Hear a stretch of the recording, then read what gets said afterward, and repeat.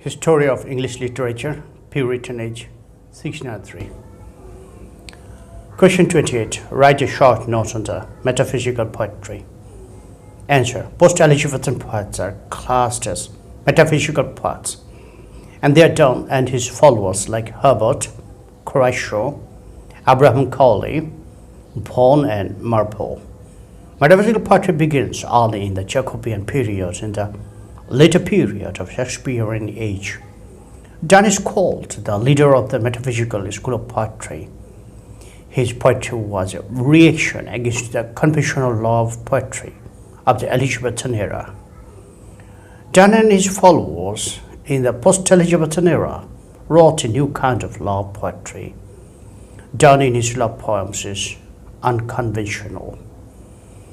He uses conceit, unusual simile, metaphor, allusion, physical and metaphysical phenomenon to define love. The metaphysical poets are more logical and argumentative in their expression of love. It was Dr. Johnson who categorized Donne and his followers as metaphysical poets because of their style of referring to things beyond physical world to define the nature of love. Johnson borrowed the title metaphysical poet from Dryden's famous phrase, "Donne affects the metaphysics." Johnson conferred the title on them not as a commendation, rather he condemns the new school of love poets. The main characteristics of the metaphysical poetry are: number one, lyrical quality; number two, an analysis of the elements involved in love; number three, use of learned allusions, simile, metaphor; number four, far-fetched imageries and use of conceits; number five, religious theme and poetic style of phrase and diction, use of unexpected knowledge and figures of speech. Intellectualism forms a distinct feature of metaphysical poetry. This is well perceived both in metaphysical secular verses and in metaphysical religious poems. The intellectual aspect of metaphysical poetry is evident not merely in the use of conceits but also in its deeply reflective notes and pointed wit, with occasional mildly satiric strokes.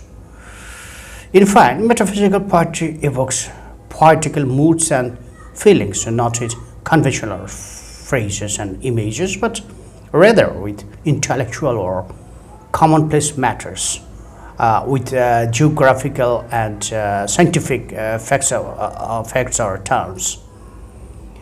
Question 29. What to know about the Puritan age or the Puritanism? Puritanism was the doctrine of school of English Protestants of the 16th and 17th century. Their aim was the purification of the religious practice from anything not specifically authorized by Scripture, who enjoyed the strictest purity of conduct. The Puritans took the Bible as their guide and found that the Anglican service sanctioned by Queen Elizabeth is still too much like the Roman service. They were anti-Catholic.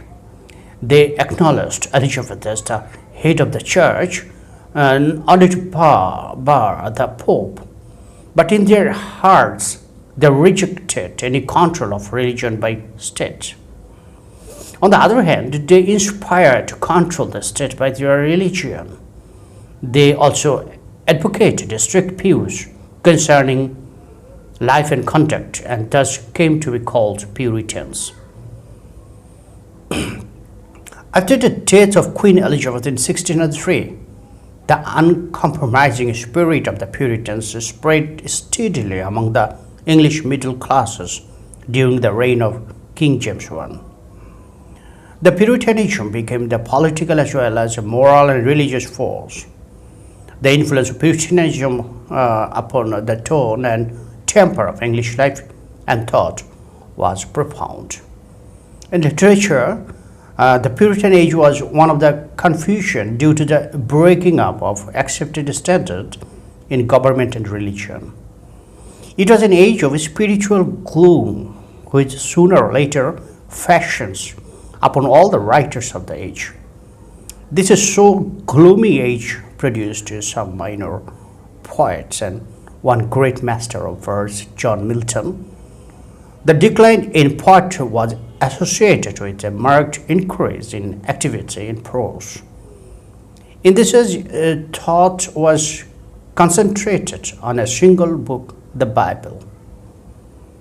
The Puritan regime had too many rigors and restraints. The Puritans had the supreme command on all matters, religious as well as literary and cultural. There was the abrupt end of the romantic tradition of the Elizabethan age, and the imposition of Puritan austerity was inevitable. The closure of theatre came rather abruptly with the beginning of the authority of the Puritans in 1642. In fact, it is an age of diverse literary production. Question 30. Write a short note on the Paradise Lost of John Milton. Answer. The Paradise Lost is a big and ambitious project of John Milton. It remains an outstanding literary creation in modern English. It has secured an eminent place by the side of the great epics of the classical masters like Homer, Virgil, and others. Milton's chief source in Paradise Lost is the book of Genesis of the Holy Bible. The simple biblical theme is turned into the materials for a world epic by Milton's poetic genius. Milton's literary source of inspiration is, however, the great classical poets Homer, Virgil, Ovid. He is certainly indebted to them for his conception of the epic pattern, his use of extended similes, and his presentation of different methodologies and allusions. Paradise Lost is an ambitious epic, and as such it has an epical structure. Milton's plan is quite comprehensive, and the whole epic is composed of 12 books dealing with different, well-connected aspects of sublime theme. Milton's epic, however, has a moral purpose consistent with his own deeply religious nature and Puritan conviction. His aim here, as he himself states, is to justify the ways of the God to man. In religious literature in English, Paradise Lost must have a high position for its grand, inspired Christian objective. The theme of the Paradise Lost is universal: man's disobedience and fall, and the prospect of his redemption through the sacrifice of one greater man. There is no other English poet to attain this his moral elucidation of the cause of the human sin and suffering, and to represent his political portraits of heaven and hell, and of Adam and Eve in the Garden of Eden. Question 31. Write a short note on Milton's prose work, Areopagitica. Answer. John Milton is not only a great epic poet, but also a great master of English prose. Areopagitica, published in 1644, is a renowned prose work of Milton. Areopagitica, indicating the freedom of press, is a clarion call for the liberty of the press against monarchical or despotic authoritarianism. Milton is a great champion of individual liberty, religious, political, or civil, addresses the parliament here for the liberty of printing, His theme is definitely original and quite unnoveling for his age. Mr. Milton's high theme is expressed in a language that shows equally his profundity and impulsiveness. His high thoughts are found echoed in his powerfully chosen words, and his voice seems often overwhelming, as in the following sentence: "Give me the liberty to know and to argue freely according to my conscience above all liberties." Areopagitica bears out Milton's comment of very forceful, impulsive prose style, and the work remains a monumental edifice in the powerful, profound prose literature of the Puritan age. In this prose work, Milton's prose style is animated with grace and force. It is possessed of a poetic ardor and seems to bear all the distinctive qualities that makes his style so grand and majestic. There is not the least of doubt that Milton's prose style in Areopagitica is of immense importance in the growth of English prose literature. Question 32. Write a short note on Jacobean age. Jacobean period. Answer. The great Queen Elizabeth died in 1603 after the glorious reign. She was succeeded by James I, distantly related to her. The reign of James I, in Latin called Jacobus, following the Elizabethan age, is popularly known as the Jacobean age. The Jacobean period kept up the high literary tradition of its immediate predecessor.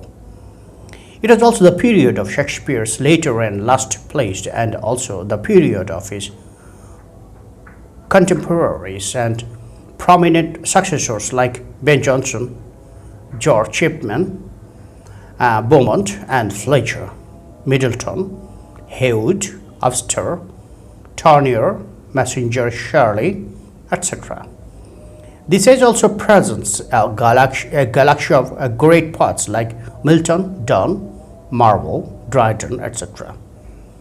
The prose masters like Bacon, Barton, Milton, as also the authorized version of the Holy Bible published at the personal initiative of King James I, also belong to this age. Two material elements, however, need to be noted here. The period of James I is actually meant by the term Jacobean. But actually, in the first place, two ages, Elizabethan and Jacobean, are found to overlap and mingle up in the matter of literature. In the second place, the literature of Jacobean period ran to the phases that followed Charles I's rule and the Civil War, followed by the establishment of the Puritan parliamentary authority till the restoration of monarchy in 1660. Question 33. Write what are the chief characteristics of Jacobean drama? Answer. Jacobean drama is marked by a sudden change in the perception of life. During the Elizabethan period, drama was patronized by feudal lords, but from the time of the accession of James I, dramatists dependent on the king and the queen, and royal dominations was paramount under Charles I. Dramatists wrote plays to cater to the tastes of the court. In this way, the theatre was cut off from the common people and ceased to be a national institution that it was in Elizabethan period. Of the great dramatists, Shakespeare was the most popular, and he was a dramatist of the high and low alike. While Beaumont and Fletcher, Ben Jonson, John Marston, Middleton, George Chapman, Thomas Dicker, Thomas Heywood, Cyril Turner, John Webster, and others were writing, the theatre was gradually but surely losing its hold on the middle and lower classes. With the loss of national appeal, there was the growth of immorality in the drama. The scene of moral values was lost. The sense of moral values was lost. The standard of morality was thus degraded, and with it came the decline of drama. And because of this reason, the Puritans attacked the drama, and it had no strength to resist the attack. There was a steep decline in the themes of the dramas produced during this period. Instead of choosing lofty, imaginative, and sublime themes, the dramatists ran rather immoral and obscene objects and subjects. It can be seen from the title of the plays produced during the period. The White Devil, The Honest Whore, O Man Killed with Kindness, The Maid's Tragedy, A King and No King, The Roman Actor were directly based on illegal and illicit love. The Jacobean dramatist had a morbid taste for horror, madness, and revenge motive. There were the overproduction of horror and revenge tragedies. In all the tragedies, we notice bloodshed, horror, murder, hideous scenes. The only tragedy that wins our admiration is Webster's The Duchess of Malfi. So we can say that there is a gradual decadence in the Jacobean drama. There is no touch of lofty magnanimity of Shakespeare. But the tragedies, tragicomedies, and horror tragedies gave birth to the Restoration tragedy, and the comedies of the period paved the way for the comedy of manners of the Restoration period. Thank you for watching. My next video will be on the Restoration period 1662 to 1700.